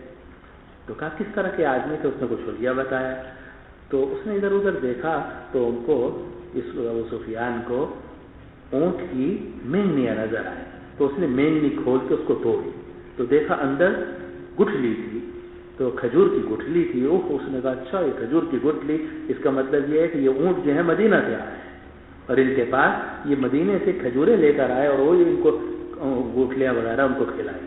چنانچہ ابو سفیان فوراً پلٹے اور تیزی کے ساتھ واپس گئے اور جا کر انہوں نے پورا قافلہ جو ہے اس کا رخ بدلا اور بدر کے بجائے وہ بالکل سمندر کے کنارے وہ چل پڑے تاکہ مسلمانوں سے ان کا ٹکراؤ نہ ہو۔ اس کو قرآن نے نقشہ کھینچا کہ والركب اسفل منکم، وہ قافلہ جو تھا وہ نیچے چلا جا رہا تھا، تو اوپر تھے اور وہ قافلہ سمندر کے کنارے چلا جا رہا تھا مکہ کی طرف۔ یہ ہوا اب حضور صلی اللہ علیہ وسلم نے بھی اپنے کارندے ادھر ادھر بھیجے ہوئے تھے یہ دیکھنے کے لیے کہ کیا صورتحال ہے. تو حضور صلی اللہ علیہ وسلم کو اطلاع ملی کہ قافلہ تو نکل گیا ہے اور 1000 کا لشکر جو ہے وہ قریب آ گیا ہے اور وہ مسلح ہے اور پوری طاقت کے ساتھ آ رہا ہے. تو اب حضور صلی اللہ علیہ وسلم نے صحابہ رضوان اللہ علیہ اجمعین کو جمع کیا اور ان سے مشورہ کیا. حضور صلی اللہ علیہ وسلم نے یہ فرمایا اشیروا علی ایھا الناس، اے لوگو تم مجھے مشورہ دو کہ کیا کرنا چاہیے. معلوم ہے کہ مشورہ کرنا سنت، خود رائے سے امیر کمانڈر یا جو بھی امیر المومنین ہے اس کو خود رائے سے محتمم صدر مجلس مسجد ان کو خود رائے سے فیصلے نہیں کرنے چاہیے بلکہ مشورہ کرنا چاہیے. حضور صلی اللہ علیہ وسلم کو بھی حکم دیا گیا کہ وشاورھم فی الامر. تو حضور صلی اللہ علیہ وسلم نے مشورہ کیا، فرمایا اشیروا علی ایھا الناس، اے لوگوں مجھے مشورہ دو. تو حضرت ابو بکر صدیق کھڑے ہوئے رضی اللہ عنہ، انہوں نے کہا جی ہماری جان مال آپ کا قربان ہے، بیٹھ گئے. پھر آپ نے فرمایا اور کوئی مشورہ؟ اشیروا علی ایھا الناس. تو حضرت عمر فاروق رضی اللہ عنہ کھڑے ہوئے، انہوں نے کچھ بات کی کہ جب ہم حاضر ہیں آپ کے لیے جان مال قربان. پھر اس کے بعد آپ نے فرمایا اشیروا علی ایھا الناس، اے لوگوں کچھ مشورہ دو. تو حضرت مقداد ابن الاسود رضی اللہ عنہ اٹھے. یہ مقداد ابن الاسود یہ اصل میں مقداد ابن عامر الکندی ہیں، والد ان کے عامر تھے لیکن یہ اسود کے پاس رہے، اسی نے ان کو اپنا بیٹا بنا لیا تھا تو ان کو کہا جانے لگا مقداد ابن الاسود رضی اللہ عنہ. اور یہ بھی مہاجر صحابہ میں سے، یہ بھی وہ صحابی ہیں جو مکہ مکرمہ سے ہجرت کر کے آئے ہیں. تو یہ کھڑے ہوئے اور انہوں نے یہ جملہ کہا جو روایت میں آیا ہے کہ یا رسول اللہ، ہم بنو اسرائیل کی طرح نہیں ہیں کہ جنہوں نے اپنے نبی سے یہ کہا تھا کہ اذهب انت وربک فقاتلا انا ھاہنا قاعدون، بلکہ ہم تو آپ کے ساتھ لڑیں گے، دائیں بھی بائیں بھی پیچھے بھی. اور خدا کی قسم اگر آپ برق الغیمات تک جائیں، برق الغیمات یہ یمن میں جنوب کی طرف، یہ بالکل یمن میں جنوب کی طرف بالکل آخری مقام ہے، کہا کہ اگر آپ برق الغیمات تک بھی جائیں تو ہم آپ کے ساتھ ساتھ جائیں گے. تو صحابہ فرماتے ہیں کہ اس وقت میں مقداد ابن الاسود رضی اللہ عنہ نے جو بات کہی وہ ایسی تھی کہ ساری دنیا ایک طرف اور ان کی جو بات ہے وہ ایک طرف. حضور صلی اللہ علیہ وسلم کا چہرہ مبارک خوشی سے کھلا اور جیسا کہ روایت میں آ رہا ہے اشرق وجهه وسرہ، کہ آپ کا چہرہ کھل گیا، وسرہ ھذا القول، سرہ ھذا القول، اور اس بات نے آپ کو خوش کر دیا، خوش ہوئے آپ. لیکن پھر بھی آپ نے فرمایا اشیروا علی ایھا الناس، اے لوگوں مجھے مشورہ. یہ جو آپ بار بار فرما رہے تھے اشیروا علی ایھا الناس، یہ بھی بڑا حکمت پر مبنی تھا، اس لیے کہ آپ کے ساتھ مہاجرین تو تھے لیکن انصار بھی تھے. بلکہ ایک بات اور یاد رکھو کہ اس سے پہلے بھی ہم نے جتنے سرایا کا ذکر کیا ہے، سریہ عبید بن الحارث، سریہ سعد بن ابی وقاص، سریہ حمزہ ابن عبد المطلب، سریہ سیف البحر جیسے کا سریہ عبداللہ ابن، یہ سارے سریات وہ تھے جن میں صرف مہاجرین گئے، کوئی انصار ان میں نہیں تھا. لیکن اس وقت میں انصار بھی باہر نکلے تھے اور حضور صلی اللہ علیہ وسلم کے ساتھ تھے. 66 بلکہ 81 کے قریب جو تھے مہاجر تھے، سارے کے سارے، کسی مہاجر کو وہاں بیٹھنے کی اجازت نہیں تھی. اور انصار جو تھے ان کی تعداد تقریباً 200 سے زیادہ تھی، کل 227 کے قریب ان کی تعداد تھی. تو 227 اور 66 یا اس سب ملا کر 313 کے قریب بنتے تھے. تو انصار کی بہت بڑی تعداد تھی.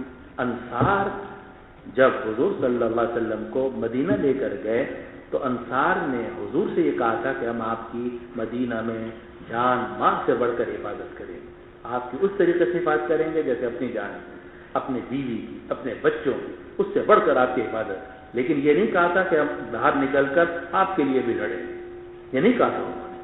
حضور صلی اللہ علیہ وسلم کو معلوم تھا کہ انہوں نے ہم سے جو معاہدہ کیا ہے وہ صرف یہ کیا ہے کہ مدینہ میں آپ کی حفاظت کریں گے. چنانچہ انصار نے کہا تھا آپ مدینہ آ جائیں ہم آپ کی حفاظت کریں گے. لیکن انہوں نے یہ نہیں کہا تھا کہ ہم آپ کے ساتھ باہر بھی نکلیں گے اور باہر نکل کر ہم قریش سے مقابلہ کریں گے، ایسی کوئی وعدہ انصار نے نہیں کیا تھا. تو حضور صلی اللہ علیہ وسلم جانتے تھے کہ معاہدوں کی پاسداری کرنی چاہیے، اور اس لیے حضور صلی اللہ علیہ وسلم نے پہلے فرمایا اشیروا علی ایھا الناس. حضرت ابوبکر صدیق کھڑے ہوئے وہ بھی مہاجر تھے، حضرت عمر فاروق کھڑے ہوئے وہ بھی مہاجر تھے، حضرت مقداد بن الاسود رضی اللہ عنہ کھڑے ہوئے یہ بھی مہاجر تھے. تو آپ نے پھر فرمایا اشیروا علی ایھا الناس، اے لوگوں مجھے مشورہ. ساتھ ابن معاذ رضی اللہ عنہ سمجھ گئے کہ بات کیا ہے، تو انہوں نے یہ جملہ کہا لکأنک تریدنا یا رسول اللہ. فرمایا لکأنک تریدنا یا رسول اللہ، ایسا لگتا ہے یا رسول اللہ کہ آپ ہمیں مراد لے رہے ہیں جی. پھر انہوں نے کچھ جملے فرمائے، وہ میں نے لکھ لیے تھے. لکأنک تریدنا یا رسول اللہ قال اجل. آپ نے فرمایا ہاں میں تمہیں ہی مراد لے رہا ہوں کہ تمہارا موقف کیا ہے بتاؤ. معلوم ہوا کہ آدمی کو فیصلے مسلط نہیں کرنے چاہیے اپنے ساتھیوں کے اوپر، بلکہ ساتھیوں سے مشورہ کرنا چاہیے. ایھا المحتممون والکمانڈرون وغیرہ وغیرہ، یہ سب باتیں سیکھنے کے مولوی صاحب یہ دین ہے، یہ دین جو ہے نا سیرت ہے. اس سے پتہ چلتا ہے کہ زندگیاں کس طریقے سے گزارنی چاہیے. آپ لوگوں کو پتہ نہیں ہے کہ دین ہے کیا اور کس طریقے سے زندگیاں گزاری جاتی. آپ جو ہے نا خودرائی سے فیصلے کرتے ہو، اور حضور صلی اللہ علیہ وسلم نے کبھی خودرائی سے فیصلے نہیں فرمائے. آپ مشورہ کر کے سوچ سمجھ کے سب ساتھیوں کو اعتماد میں لے کے فیصلے فرماتے تھے. تو آپ نے پھر فرمایا کہ اشیروا علی ایھا الناس. تو سعد بن معاذ کھڑے ہو گئے. لکأنک تریدنا یا رسول اللہ قال اجل. قال تو حضرت سعد بن معاذ نے فرمایا فقد آمنا بک وصدقناک وشہدنا ان ما جئت به هو الحق وأعطيناك على ذلك عهودنا ومواثيقنا على السمع والطاعة فامض يا رسول الله لما أردت فامض يا رسول الله لما أردت فنحن معك فوالذي بعثك بالحق لو استعرضت بنا هذا البحر وخضته لخضناه معك. یا رسول اللہ آپ چلیے، جس ذات نے آپ کو حق کے ساتھ بھیجا ہے، اگر آپ ہمیں سمندر میں لے جائیں گے جی اور آپ گھسیں گے ہم بھی آپ کے پیچھے گھسیں گے. لو استعرضت بنا هذا البحر فخضته لو استعرضت بنا هذا البحر فخضته لخضناه معك ما تخلف منا رجل واحد ما تخلف منا رجل واحد وما نكره ان تلقي بنا عدونا غدا انا لصبر في الحرب صدق اللقاء. سعد بن معاذ نے کیا جملے بولے ہیں، کہا انا لصبر فی الحرب. صبر جمع ہے کس کی؟ صبور کی. اور صدق یہ جمع ہے کس کی؟ صدوق کی. تو انا لصبر فی الحرب، ہم جنگ کے اندر صبر کرنے والے ہیں. صدق فی اللقاء، اور جب دشمن سے ٹکراؤ ہوتا ہے، ملاقات ہوتی ہے تو ہم سچے ہوتے ہیں، بھاگتے نہیں ہیں، جھوٹے لوگ نہیں ہیں ہم سچے لوگ. انا لصبر فی الحرب صدق اللقاء لعل اللہ یریک منا ما تقر به عینک. دیکھو یعنی اتنا جوش بھی ہے اور اتنی احتیاط بھی ہے کلام کے اندر. لعل اللہ یریک منا ما تقر به عینک، ہو سکتا ہے کہ اللہ تعالیٰ ہمارے ذریعے سے ایسی چیزیں آپ کو دکھا دے جس سے آپ کی آنکھیں ٹھنڈی ہو جائیں. یہ نہیں کہا کہ ہم یہ کریں گے اور وہ کریں گے، بلکہ لعل اللہ یریک منا ما تقر به عینک فسر بنا علی برکت اللہ فسر بنا علی برکت اللہ. اللہ کی برکت پر آپ ہمیں لے کے چلیے. تو حضور صلی اللہ علیہ وسلم کو اطمینان ہو گیا. پھر آپ آگے بڑھے. سمجھ گئے جناب؟ تو اس سے متعلق یہ روایت امام بخاری رحمۃ اللہ علیہ نے ذکر کی کہ وہ بھی قال حدثنا ابو نعیم قال حدثنا اسرائیل عن مخالف عن طارق بن شهاب قال سمعت ابن مسعود رضی اللہ عنہ وعنهم يقول شهدت من مقداد بن الاسود مشهدا. عبداللہ ابن مسعود فرماتے ہیں کہ میں مقداد ابن الاسود کے ایک ایسے موقع پر حاضر تھا. شہید تو من مقداد ابن الاسود مشهدا، میں مقداد ابن الاسود کے ایسے موقع پر موجود تھا. لان اکون صاحبہ، کہ اگر ان کی جگہ میں ہوتا، احب الی مما عدل به، تو مجھے زیادہ محبوب تھا ان ساری چیزوں سے جو اس کے برابر ہو. یعنی ساری دنیا کی چیزیں ایک طرف، اور مجھے یہ بات پسند ہے کہ وہ جملہ انہوں نے نہ کہا ہوتا، کاش میں نے کہا ہوتا. لان اکون صاحبہ اے لان اکون انا قائلہ، یہ معنی ہے اس کے کہ لان اکون صاحبہ کہ میں اس کا ساتھی ہوتا، یعنی کہنے والا کاش میں ہوتا. لان اکون صاحبہ احب الی مما عدل به. اتى النبي صلی اللہ علیہ وسلم مقداد بن الاسود حضور کی خدمت میں آئے، وهو يدعو على المشركين، اور آپ مشرکین پر بد دعا کر رہے تھے. فقال، تو مقداد بن الاسود نے کہا، لا نقول كما قال قوم موسى، ہم اس طریقے سے نہیں کہیں گے جیسے موسیٰ علیہ السلام کی قوم نے کہا تھا، اذهب انت وربك فقاتلا ولكننا نقاتل عن يمينك وعن شمالك وبين يديك وخلفك. فرأيت النبي صلی اللہ علیہ وسلم اشرق وجهه، میں نے دیکھا کہ آپ کا چہرہ کھل گیا، اشرق وجهه کھل گیا، وسره هذا القول، اور اس بات نے آپ کو خوش کر دیا، آپ کو بڑی خوشی ہوئی. لیکن آپ کو معلوم ہے کہ اس سے بھی اطمینان نہیں ہوا تھا آپ کو. اس کے بعد آپ نے پھر فرمایا شیروا علیہ ایھا الناس. سعد بن معاذ اور انصار نے بات کی، پھر اس کے بعد حضور صلی اللہ علیہ وسلم کو اطمینان ہو گیا اور پھر آگے بڑھے. اب سعد بن معاذ رضی اللہ عنہ نے جو بات کہی وہ چونکہ امام بخاری رحمۃ اللہ علیہ کے معیار پر نہیں تھی، اس لیے امام بخاری رحمۃ اللہ علیہ صرف اتنی بات نقل کرتے ہیں جو ان کے معیار پر آ رہی ہو، کیونکہ ان کو وہ تو یہ بھی چاہتے ہیں کہ سارا معاملہ آپ کے سامنے آ جائے، لیکن یہ بھی چاہتے ہیں کہ کوئی روایت میری نچلے درجے کی نہ آئے اور صحت کے اعلیٰ ترین معیار پر ہو. روئے زمین میں اصح الکتب بعد کتاب اللہ البخاری، صحیح البخاری.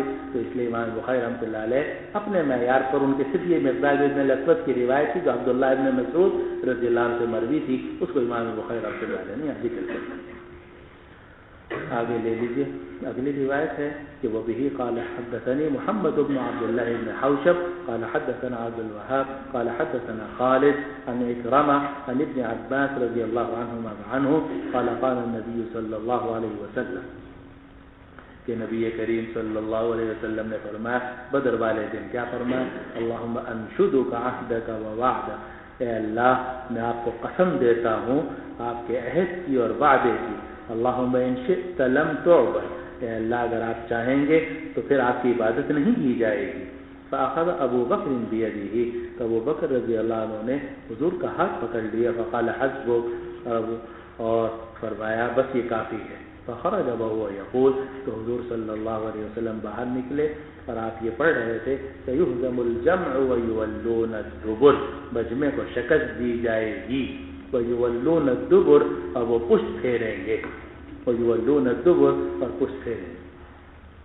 اب یہ جو روایت امام بخاری رحمۃ اللہ علیہ کے معیار پر تھی وہ ذکر فرمائی، لیکن اس کا پس منظر آپ کو معلوم ہی ہوگا کہ جب آپ بدر پہنچے تو وہاں آپ کے لیے چھپر سا بنا دیا گیا، اس کو کہا گیا عریش. اس کو سیرت کی کتابوں میں ذکر کیا جاتا ہے. عریش کے ایک چھپر تھا تاکہ دھوپ سے اور رات کی اوس سے آپ کو بچا سکے. اور ساری رات تقریباً حضور صلی اللہ علیہ وسلم اس میں کھڑے رہے اور مسلسل اللہ سبحانہ و تعالی سے دعائیں کرتے رہے. اور اسی وقت میں آپ نے یہ جملے فرمائے اللہم انشدک عہدک و وعدک، اے اللہ میں آپ کو آپ کا عہد اور وعدہ یاد دلاتا ہوں، اس کی قسم دیتا ہوں. اے اللہ اگر آپ چاہیں گے آپ کی عبادت نہیں کی جائے گی. کیا مطلب؟ یہی حضرات ہیں 313 جو یہاں مسلمان ہیں اور یہی آپ کی عبادت کرنے والے ہیں. اگر یہی دنیا سے ناپید ہو گئے تو پھر اگر آپ کی مرضی ہوگی تو کوئی اور عبادت کرنے والا نہیں ہوگا. اے اللہ اگر آپ چاہیں گے پھر آپ کی عبادت نہیں کی جائے گی. فاقتہ، اور یہ یہاں روایت مختصر ہے اور آپ جانتے ہیں کہ روایت میں یہ بھی آتا ہے کہ حضور صلی اللہ علیہ وسلم ہاتھ اٹھا کے دعا کر رہے تھے، جس کو ابتحال کہا جاتا ہے، جس کو ابتحال کہا جاتا ہے اپنے چہرے کے سامنے. تو آپ دعا ابتحال کے ساتھ دعا فرما رہے تھے. کتابوں میں لکھا ہے کہ آپ کی عام عادت مبارکہ تو یہ تھی کہ سینے کے برابر، زیادہ آپ کی عام سینے کے سامنے آپ ہاتھ اٹھا کر دعا کرتے تھے، اور زیادہ ہوتے تھے تو چہرے کے سامنے، اور زیادہ تو، لیکن سر سے اوپر کبھی آپ نے ہاتھ نہیں اٹھایا. سر سے اوپر کبھی بھی آپ نے ہاتھ نہیں اٹھایا. اسی لیے ایک صحابی نے رضوان اللہ علیہ اجمعین نے ایک صحابی نے اس زمانے کے خلیفہ مروان کے اوپر اعتراض کیا تھا، جیسا کہ آپ نے مشکات کے اندر شاید روایت پڑھی ہوگی.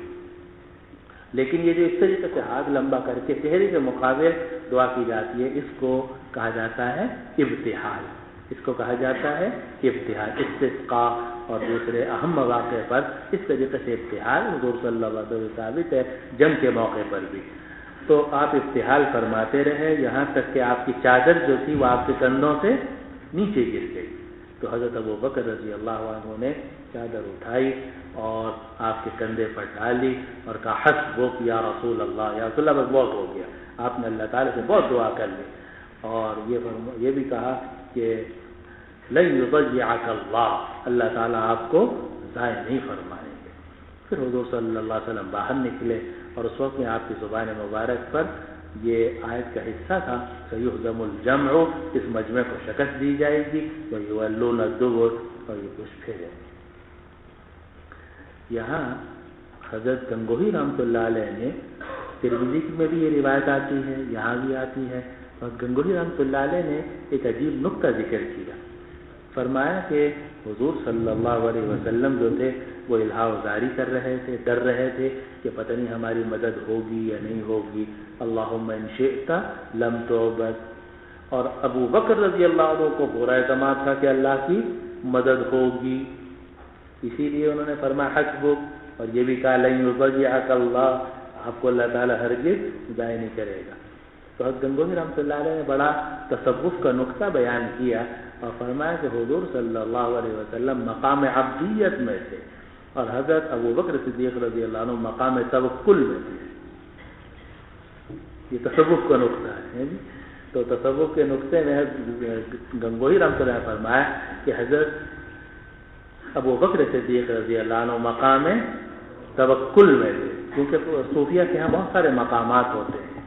بعض ایک مقام پر انسان کے اوپر توکل ہوتا ہے، اللہ پر بھروسہ، تو اس کو اللہ تعالیٰ پر بہت اعتماد ہوتا ہے جی، وہ اللہ تعالیٰ ضرور یہ کرے گا جی. تو یہ مقام توکل کہلاتا ہے. لیکن ان تمام مقامات سے گزر کر جو آخری مقام ہے وہ کون سا ہے؟ مقام عبدیت، بندگی کا مقام، کہ آدمی جو ہے وہ ہر چیز اللہ کے سپرد کر دے اور یہ نہ سوچے کہ بھائی میری ضرور اللہ مدد کرے گا. ٹھیک ہے اللہ تعالیٰ کریں گے، آدمی کو اعتماد کرنا چاہیے، بھروسہ، لیکن اللہ کے اوپر کوئی زبردستی تو ہو نہیں سکتی. بندے ہم سے غلطیاں اور کوتاہیاں ہوتی رہتی ہیں.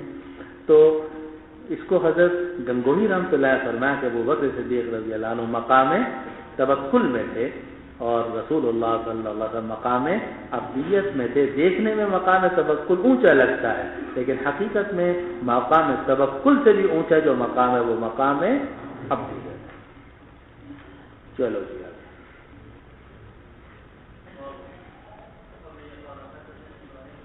قال أخبرنا هشام أن ابن جريج أخبرهم قال أخبرني عبد الكريم أنه سمع مسلما مولى عبد الله بن الحارث يحدث عن ابن عباس رضي الله عنه وعنهم أنه سمعه يقول لا يستوي القاعدون من المؤمنين عن بدر والخارجون إلى بدر. اب یہ روایت ذکر کی اور یہ باب قائم کیا اور اس باب کا مقصد، باب کے عنوان کا کوئی ذکر نہیں کیا، لیکن بظاہر امام بخاری رحمۃ اللہ علیہ کا مقصد یہ ہے کہ جو حضرات غزوہ بدر میں شریک ہوئے ہیں وہ اور جو غزوہ بدر میں شریک نہیں ہوئے وہ، ان دونوں کا مقام برابر نہیں. اور یہ وہ بات ہے جو آگے بھی انشاءاللہ آپ پڑھیں گے کہ فرشتے یہ کہتے تھے کہ ہمارے یہاں وہ فرشتے افضل ہیں جو غزوہ بدر کے اندر شریک ہوئے تھے. تو اسی لیے آپ کو پتہ ہے کہ صحابہ رضوان اللہ علیہ اجمعین کے اندر جب ہم تفصیل قائم کرتے ہیں تو ہم یہ کہتے ہیں کہ حضور صلی اللہ علیہ وسلم کے بعد سب سے بڑا درجہ ہے کس کا؟ خلفائے راشدین کا، یعنی 4 خلفاء کا. اور پھر درجہ ہے کس کا؟ عشرہ مبشرہ میں 4 تو یہ خلفاء ہی ہیں اور 6 اور ہیں جی، عشرہ مبشرہ کا. اور عشرہ مبشرہ کے بعد پھر درجہ ہے کس کا؟ اصحاب بدر کا. اور اصحاب بدر کے بعد درجہ ہے کس کا؟ اصحاب احد کا. اور اصحاب احد کے بعد پھر درجہ ہے کس کا؟ اصحاب بیعۃ الرضوان. لقد رضی اللہ عن المؤمنین اذ یبایعونک تحت الشجرہ ہے جی. تو اصحاب احد کے بعد درجہ ہے اصحاب بدر کا. اور پھر اس کے بعد درجہ ہے ان صحابہ کا جو فتح مکہ سے پہلے مسلمان ہوئے. پھر درجہ ہے ان صحابہ کا جو فتح مکہ کے بعد مسلمان ہوئے. دلیل قرآن مجید کی آیت ہے لا یستوی منکم من انفق من قبل الفتح وقاتل اولئک اعظم درجة من الذین انفقوا من بعد وقاتلوا وكلا وعد الله الحسنى، سب جنتی ہیں، لیکن وہ لوگ جو فتح مکہ سے پہلے مسلمان ہوئے اور فتح مکہ سے پہلے انہوں نے جان مال کی قربانیاں دی، ان کا درجہ بڑا ہوا ہے ان لوگوں سے جو فتح مکہ کے بعد مسلمان ہوئے اور انہوں نے جان مال کی قربانیاں دی۔ باقی سب جنتی ہیں، سب علی الراس والعین، سب رضی اللہ عنہم اجمعین۔ تو امام بخاری رحمۃ اللہ علیہ اس بات سے یہ بتانا چاہتے ہیں کہ صحابہ رضوان اللہ اجمعین کے اندر سب سے بڑا درجہ ہے کس کا؟ اصحاب بدر کا۔ ویسے بھی آپ جانتے ہیں کہ خلفائے راشدین اور عشرہ مبشرہ وہ خود اصحاب بدر کے اندر شامل ہیں، اس لیے وہ اصحاب بدر کا جب ہم ذکر کریں گے تو ان میں یہ خلفائے راشدین عشرہ مبشرہ خود بخود آ جائیں گے۔ تو روایت نقل کی کہ وبه قال حدثني ابراهيم بن موسى قال اخبرنا هشام ان ابن جريج اخبره قال اخبرني عبد الكريم انه سمع مقسم مولى عبد الله بن الحارث يحدث عن ابن عباس رضي الله عنه انه سمعه يقول، خط عبداللہ ابن عباس کو فرماتے ہوئے سنا تو کہتے تھے کہ لا يستوي القاعدون من المؤمنين عن بدر والخارجون الى بدر، کہ برابر نہیں ہو سکتے وہ لوگ جو مومنوں میں سے بیٹھ گئے تھے بدر سے، کیا مطلب؟ جو بدر میں شریک نہیں ہو سکے، والخارجون الی بدر، اور جو بدر کی طرف نکل کر گئے۔ حالانکہ آپ کو معلوم ہے کہ بدر کی طرف نکلنا ضروری تھا یا نہیں تھا؟ ضروری تو نہیں تھا۔ لم يعاتب احد، ابھی تو گزرا پہلی روایت کے اندر، لم يعاتب احد تخلف عنها، کہ جو بھی آدمی غزوہ بدر سے پیچھے رہا ہو اس پر کوئی عتاب نہیں ہے، کیونکہ حضور صلی اللہ علیہ وسلم لڑائی کے لیے نکلے ہی نہیں تھے، اس لیے اگر کوئی پیچھے رہ بھی گیا تھا تو اس پر کوئی عتاب نہیں تھا۔ لیکن اس کے باوجود جو نکلے تھے وہ افضل ہیں ان لوگوں سے کہ جو نہیں نکلے تھے۔ جو نکلے تھے چاہے حقیقتاً نکلے ہوں چاہے حکماً نکلے ہوں، وہ افضل ہیں ان لوگوں سے کہ جو نہ حقیقتاً نکلے اور نہ حکماً نکلے۔ یہ سوال مقدر کا جواب ہے، سمجھ گئے ہوں گے آپ؟ سیدنا عثمان غنی رضی اللہ عنہ کو شامل کیا گیا اس جواب کے اندر، کیونکہ وہ تو نکل رہے تھے لیکن حضور صلی اللہ علیہ وسلم نے ان کو حضرت رقیہ کی عیادت کی وجہ سے، ان کی بیوی سخت بیمار تھی، بیوی مقدم یا جہاد مقدم؟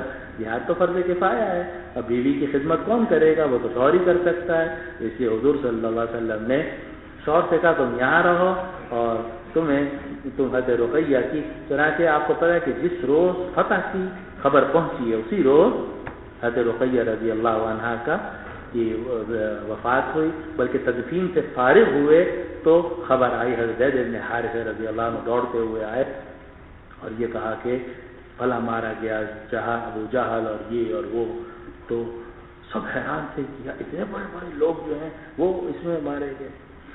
تو بہرحال حضرت عثمان غنی رضی اللہ عنہ جو ہیں وہ حقیقتاً اگر سے شریک نہیں تھے مگر حکماً شریک تھے، اس لیے کہ نکل رہے تھے، مگر حضور صلی اللہ علیہ وسلم نے ان کی بیوی کی سخت بیماری کی وجہ سے ان کو مدینہ منورہ میں رہنے کا حکم دیا۔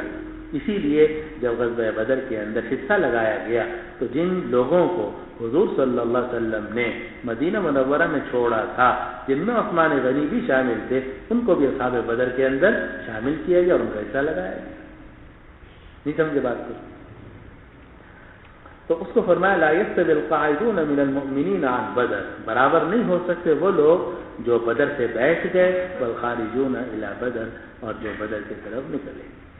اب یہ حضرت عبداللہ ابن عباس رضی اللہ عنہ کا قول ہے، مقصد تو واضح ہے کہ بدر میں شریک ہونے والے افضل ہیں ان لوگوں سے جو بدر میں شریک نہیں ہوئے۔ لیکن یہ جو آیت ہے یہ کب نازل ہوئی؟ کیونکہ یہ آیت جو ہے یہ سورہ نساء کی آیت ہے کہ لا يستوي القاعدون من المؤمنین غیر اولی الضرر والمجاہدون فی سبیل اللہ، لا يستوي القاعدون من المؤمنين غير أولي الضرر فضل الله المجاهدين بأموالهم وأنفسهم على القاعدين درجة وكلا وعد الله الحسنى وفضل الله المجاهدين على القاعدين أجرا عظيما درجات منه ومغفرة ورحمة وكان الله غفورا رحيما۔ اب یہ آیت کب نازل ہوئی؟ امام بخاری رحمۃ اللہ علیہ کے اس صنیع سے یہ اشارہ ہو رہا ہے کہ شاید یہ آیت نازل ہوئی تھی غزوہ بدر کے اندر، لیکن حضرت گنگوہی رحمۃ اللہ علیہ، حضرت گنگوہی بہت بڑے آدمی ہیں، آپ ان کی عظمت کا اندازہ کرنا مشکل ہے۔ حضرت گنگوہی رحمۃ اللہ علیہ اور جو دوسرے محققین ہیں ان کا خیال یہ ہے کہ نہیں، یہ آیت نازل ہوئی ہے غزوہ تبوک کے موقع پر، اور وہ عبداللہ ابن ام مکتوم کا قصہ ہے، وہ آپ نے پڑھا بھی ہوگا نیچے کتابوں میں اور آگے بھی انشاءاللہ آنے والا ہے کہ عبداللہ ابن ام مکتوم آئے تھے جنہوں نے کہا تھا کہ میں نابینا ہوں اور میں اس جہاد میں نہیں جا سکتا، تو پھر لا یستوی القاعدون کے آگے غیر اولی الضرر کا ٹکڑا یہ بعد میں نازل ہوا۔ تو حضرت گنگوہی رحمۃ اللہ علیہ کا خیال یہ ہے کہ یہ آیت جو ہے غزوہ بدر کے اندر نازل نہیں ہوئی، بلکہ یہ نازل ہوئی تھی غزوہ تبوک کے اندر۔ اب سوال یہ پیدا ہوتا ہے کہ اگر حضرت گنگوہی رحمۃ اللہ علیہ کی بات لی جائے تو پھر عبداللہ ابن عباس رضی اللہ عنہ نے اس آیت سے استدلال کیسے کیا؟ القاعدون عن بدر والخارجون الی بدر، یہ استدلال کیسے ہوا؟ اس کا جواب یہ ہے کہ آیت تو نازل ہوئی تھی غزوہ تبوک ہی کے موقع پر، لیکن عبداللہ ابن عباس رضی اللہ عنہ یہ بات کہنا چاہتے ہیں کہ اس میں جو حکم بیان کیا گیا ہے یہ غزوہ تبوک پر منحصر نہیں ہے، بلکہ غزوہ تبوک سے پہلے ہو یا غزوہ تبوک کے بعد ہو، ان سب کے جتنے غزوات ہیں